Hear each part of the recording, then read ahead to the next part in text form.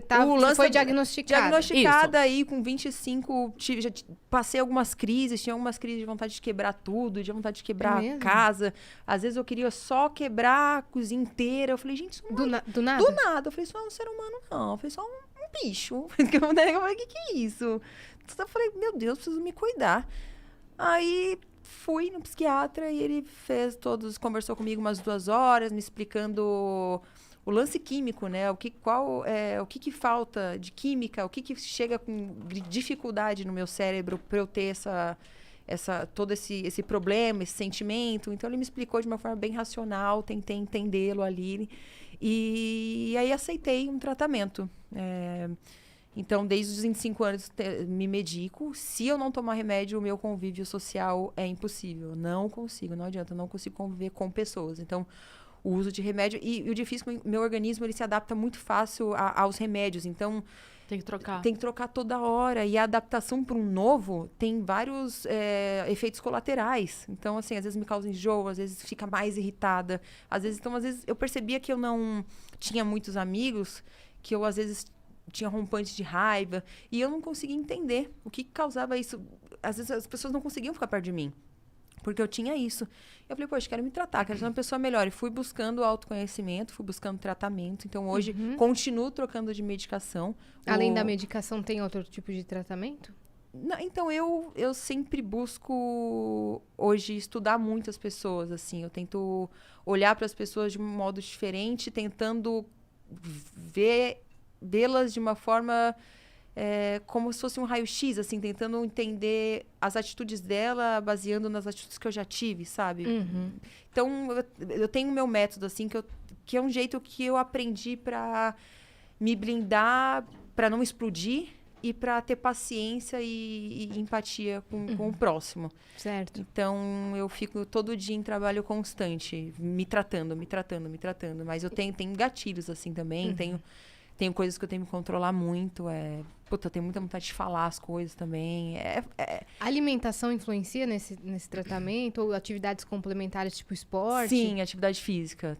É sempre bom, acho que pra todo mundo, se manter em movimento, assim, independente. Não precisa ser, eu sempre deixo lá no meu Insta, se movimente, independente. Não são só musculação, vá nadar, vá correr. Qualquer coisa que te faça bem. Porque a pessoa começa a ficar... Esses tempos eu fiquei 1 mês em casa, porque eu tive uma crise muito forte. Até foi publicamente, foi aberto isso.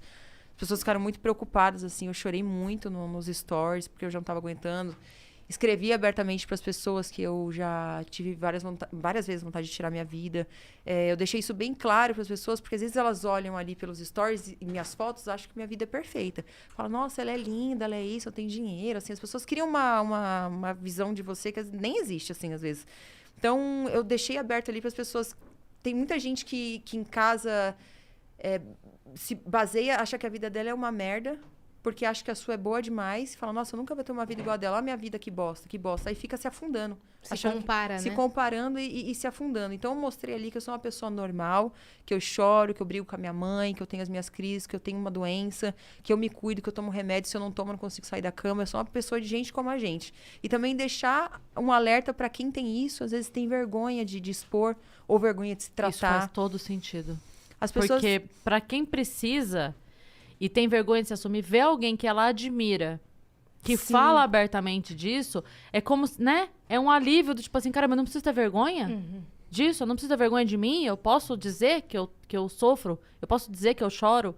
Então, para quem tá do outro lado, faz muita diferença. Eu acho que sempre quando a gente mostra uma fraqueza, eu acho que isso dá muita força para as pessoas também terem coragem de falar, eu posso fazer também. Como há muito tempo esse lance do abuso, né, que eram feito com as mulheres, que ocorria, muitas mulheres ficavam muito caladas, elas tinham vergonha, elas sofriam um abuso físico, mental, qualquer tipo. E elas sentiam vergonha de expor. Eu acho que hoje tanta mulher grande da mídia colocando que foi abusada quando pequena, conseguindo colocar para fora, eu acho que a galera que tá vindo aí, eu acho que tá com um pouco menos medo de expor. Eu acho isso muito legal. E encoraja outras mulheres a denunciarem, sim. Sair dessa situação. É porque quando esse assunto não circula entre as mulheres que estão na mídia, a mulher que tá em casa, ela pensa assim, a vida dela é totalmente diferente da minha, como você disse, né?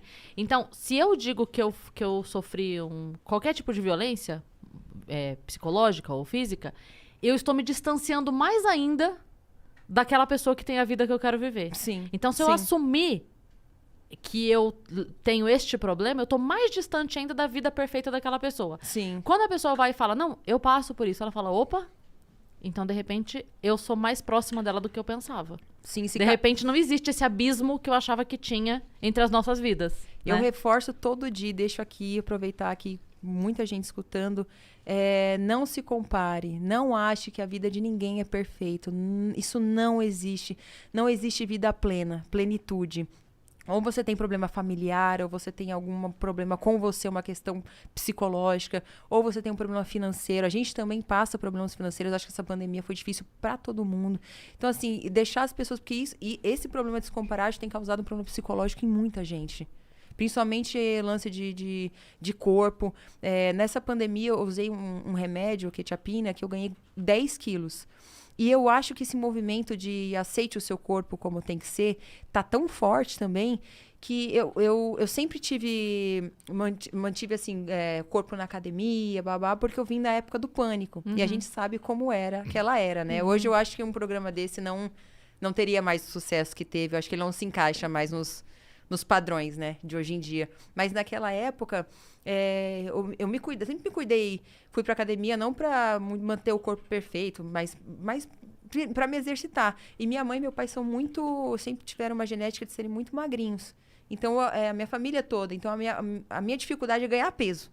Então, eu sempre me exercitei muito, vim nessa leva de me manter de academia e tudo mais, mas depois que eu saí do pânico, eu assim, não que eu passei a comer tudo que eu gosto de comer, sem problema.